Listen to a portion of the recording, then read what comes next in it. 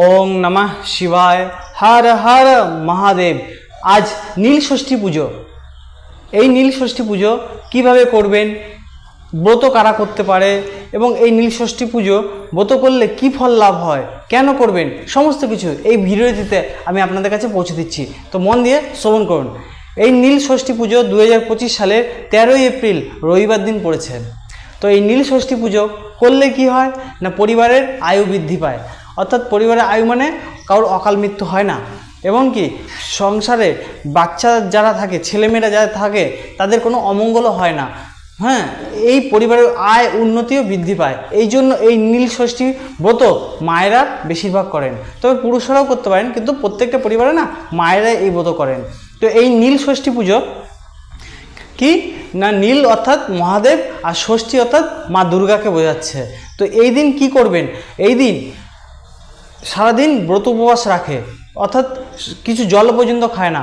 সন্ধ্যাবেলা মহাদেবের অভিষেক পূজা অর্চনা করার পরে তারপরে জল এমনকি অন্ন পর্যন্ত খাওয়া যায়। তা ভগবানকে মহাদেবকে অর্পণ করার পরে সেই প্রসাদ গ্রহণ করে তারপরে এই ব্রত পালন করা হয়। তো এইবার বলছি যে এই ব্রত তো এইভাবে করলেন, পূজা আচ্ছা কী করে করবেন।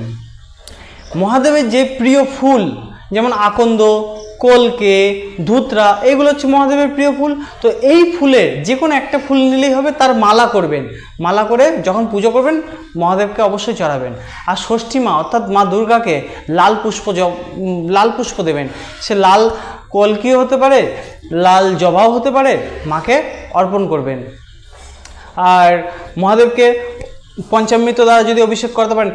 এই নীল ষষ্ঠীর পুজো সন্ধ্যাবেলা হয়। মহাদেবের সমস্ত পুজোই বেশিরভাগই সন্ধ্যাবেলা হয়, কারণ মহাদেব সন্ধ্যাবেলা পুজোতে অতি প্রসন্ন হয়। তো সন্ধ্যাবেলা যখন অভিষেক করাবেন মহাদেবকে, পঞ্চামৃত দিয়ে অভিষেক করাবেন। আর যদি পঞ্চামৃত না পান, তখন শুধু জল দ্বারা অভিষেক করালেও আমার দেবাদিদেব মহাদেব সন্তুষ্ট হয়।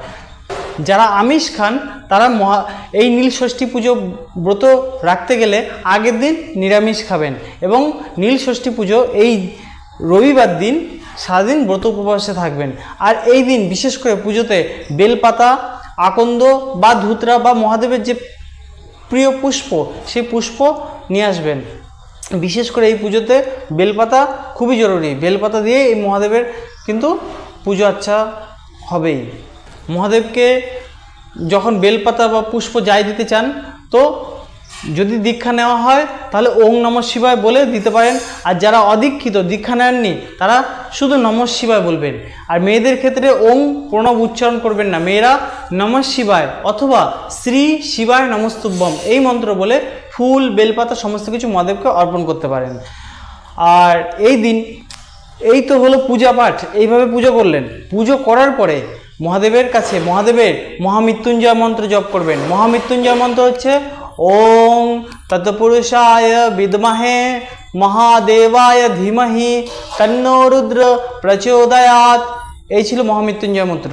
এই মহামৃত্যুঞ্জয় মন্ত্র জপ করতে পারেন, অথবা নমঃ শিবায় নমঃ শিবায় নমঃ শিবায় এই মন্ত্র 108 বার জপ করতে পারেন। জপ করার পরে আপনার মহাদেবকে যা প্রসাদ চড়িয়েছিলেন সেই প্রসাদ গ্রহণ করে এই ব্রত পালন করতে পারেন। হ্যাঁ, একটা কথা বলতে ভুলে গেলাম, সেটা হলো যে মহাদেবকে এই দিন কিন্তু ঘিয়ের প্রদীপ অবশ্যই দেখাতে হয়। তো বাড়িতে আপনাদের যেহেতু এই ব্রত সন্তানের মঙ্গল কামনার্থে এই নীল ষষ্ঠী পুজো ব্রত করা হয়, তো যেই কটা সন্তান থাকবে, যদি আপনার বাড়িতে একটা সন্তান থাকে একটা প্রদীপ ধরাবেন, দুটো সন্তান থাকলে দুটো ঘিয়ের প্রদীপ মহাদেবকে দেখাবেন। ঠিক আছে, যে কটা সন্তান থাকবে সে কটা প্রদীপ মহাদেবকে ধরাবেন।